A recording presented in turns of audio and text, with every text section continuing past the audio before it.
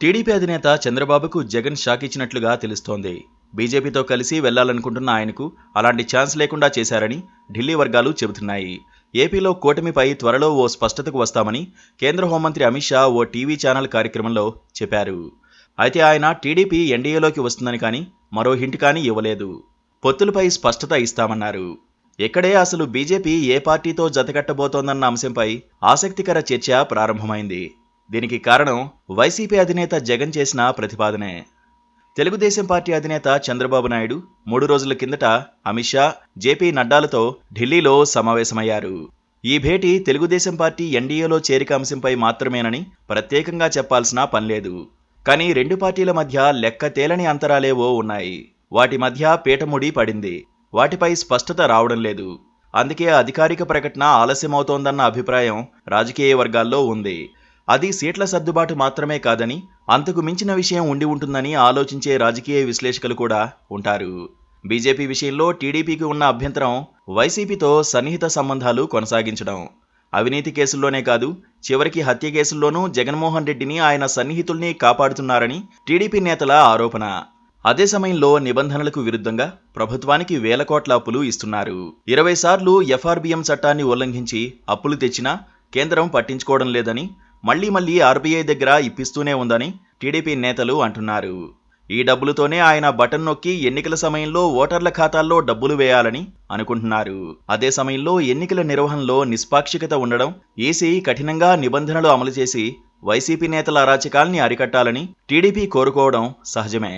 ఇలాంటి అభ్యంతరాలన్నిటికీ బీజేపీ వైపు నుంచి ఎలాంటి స్పందన వస్తుందన్నది మాత్రం స్పష్టత లేదు.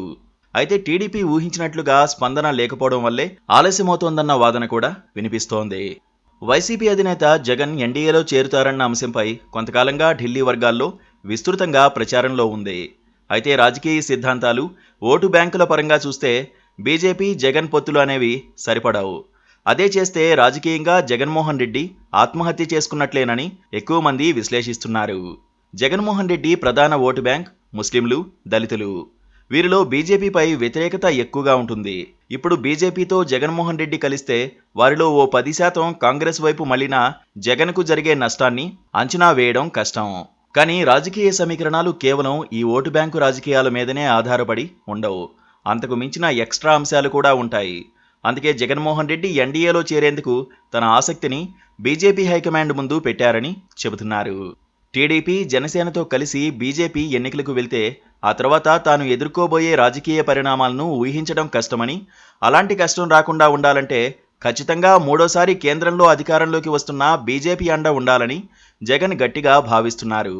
అందుకే రాజకీయంగా ఏపీలో తనకు నష్టం జరిగినా సరే బీజేపీ అండ ఉండేందుకు ఎన్డీఏలో చేరేందుకు సిద్ధమయ్యారని రాజకీయ వర్గాలు అంచనా వేస్తున్నాయి. ఇదే విషయాన్ని ప్రధానమంత్రి ముందు ప్రతిపాదించారని, ఇక బీజేపీ నిర్ణయం తీసుకోవాల్సి ఉందని చెబుతున్నారు. శనివారం అమిత్ షా ఓ టీవీ ఛానల్ చర్చలో ఎన్డీఏలోకి కొత్త మిత్రులు వస్తున్నారని ప్రకటించారు. కానీ ఏపీ నుంచి కూటమిలోకి ఓ పార్టీ వస్తుందని అమిత్ షా హింట్ ఇచ్చారు. అది ఏ పార్టీ అన్నది ఆయన చెప్పలేదు. కొత్త పార్టీ వస్తుందని మాత్రం చెప్పారు. కొత్త పార్టీ అంటే టీడీపీనా, వైసీపీనా అన్నదానిపై స్పష్టత లేదు. టీడీపీ ఎన్డీఏకు పాత పార్టీనే. ఎన్డీఏలో చేరే కొత్త పార్టీ వైసీపీనే అవుతుంది. కానీ అమిత్ షా ఏ ఉద్దేశంతో అలాంటి ప్రకటన చేశారో తెలీదు. ఏపీలో బీజేపీ నేతలు మాత్రం ఇప్పటికే తమ అభిప్రాయాలను లిఖితపూర్వకంగా కేంద్ర నాయకత్వానికి ఇచ్చారు. ఇందులో వైసీపీతో పొత్తుతో వెళ్లాలని చెప్పిన వారు కూడా ఉన్నారని అంటున్నారు. బీజేపీతో శత్రుత్వం తెచ్చుకునే పరిస్థితి లేకుండా, రాజకీయంగా నష్టం లేకుండా ఎన్డీఏ కూటమిలో చేరేందుకు జగన్ సిద్ధమై ఉంటే బీజేపీ చేర్చుకుంటుందా లేదా అన్నది కీలక అంశం. చేర్చుకునేందుకు సిద్ధమైతే ఏపీలో రాజకీయాలు భిన్నంగా మారుతాయి. అప్పుడు BJP, YCP versus TDP, Janasena అన్నట్లుగా మారుతాయి.